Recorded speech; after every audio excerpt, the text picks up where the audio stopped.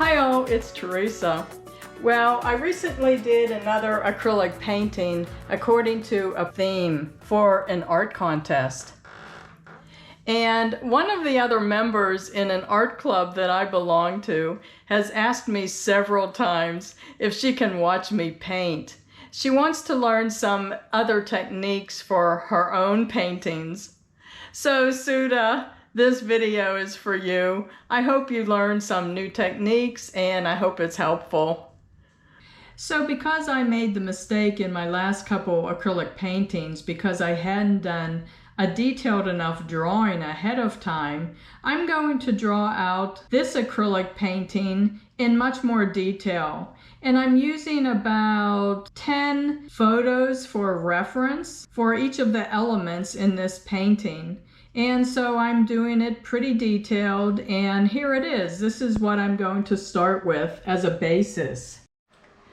So using this 1/4-inch foam board panel, I'm going to use a very limited paint palette of about 5 colors to start with. And I just use these inexpensive acrylic paints. And I'm roughly painting in the background. I usually go from the background and then move forward to the elements that are more in front. And to blend these colors, I do a lot of layering.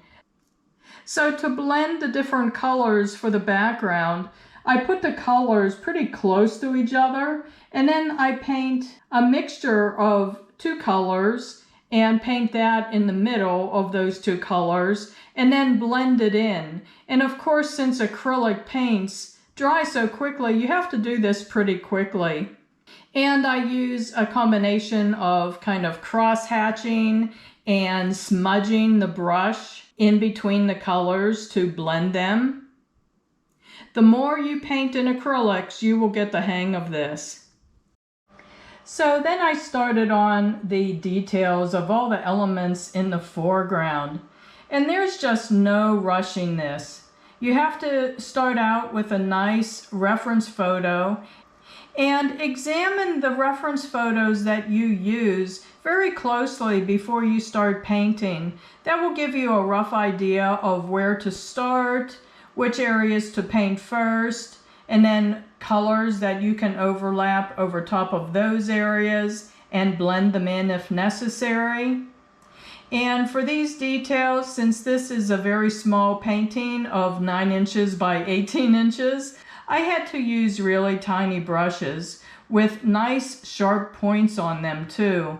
And every once in a while, I had to trim the points with a pair of scissors to make them sharper. So the nice thing about doing a painting with so much detail like this is that when you're tired of doing the detail of the elements that are in the front, you can go back and forth between those and working on the background again.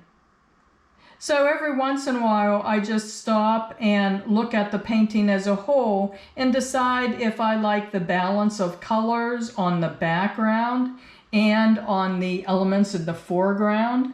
And again, I'm just using a really limited palette here. So I used this blue several times on the people that are in the foreground, kind of to tie them in and make them a unified theme.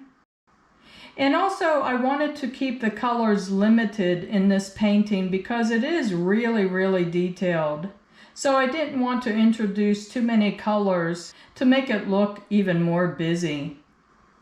And when I'm painting these details, I am using the reference photos to get the posture of the bodies, but I'm not painting them to look exactly like the reference photos. I'm just using the reference photos to get me started on the body positions and maybe the look on the face. But the look on these faces is entirely different than the reference photos. I just painted them to look the way I wanted them to look.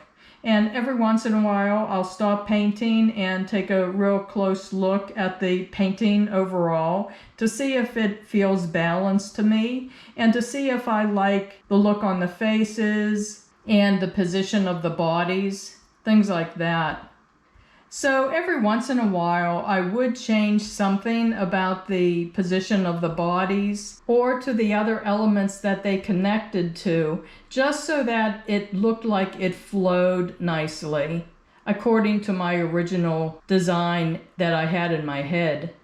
When I was painting these green leaves in the very middle of the painting, I did want this green to be very vibrant and to stand out from the green of the background. So I did introduce 2 more colors to the palette, and I am happy with this nice vibrant green because it makes these leaves in the middle of the painting stand out the way I wanted them to. And again, I'm just continuing to paint this very fine detail. Some of it I went by the photo references, and other times I just kind of made it up. And here's my palette of colors that I used overall. So as I was painting more of it, I also wanted to take a look at the painting as a whole to make sure the shadows and the light areas were balanced nicely. So I think one of the challenges for me in this painting, besides all the detail, was this background. And it started looking like a country's flag. So I wanted to make the tops and bottom a little darker so that it looked more like transitions rather than consistent bands of color in the background. So darkening the top and bottom with some more of the burgundy color, I think it did help quite a bit. And now I'm happy with the background as well as the details of all the figures in the front.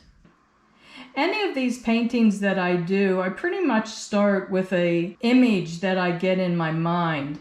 And sometimes it's very close to what I had in my mind. Other times I change it as I paint, and it just kind of starts evolving in a certain direction. So now I was able to work on the frame, and this is the easier part. I bought this frame at a thrift store like usual, and it was scuffed up on the edges and it showed the bare wood. So I just played with different colors of burgundy mixed with black, and I rubbed them on, brushed them on, and it actually stained those bare pieces of wood. So I was able to wipe off the paint from the top part of the frame, and it looks really nice. So thanks for watching, and I hope you got some interesting tips by watching this video. And can I also ask you to check my main Gemma's House channel page. If you click on the videos tab, you can scroll around and maybe there's another video or 2 that you'd be interested in watching, because I do a lot of other projects besides acrylic painting. So thanks so much for watching. I really do appreciate the viewer support. Bye-bye.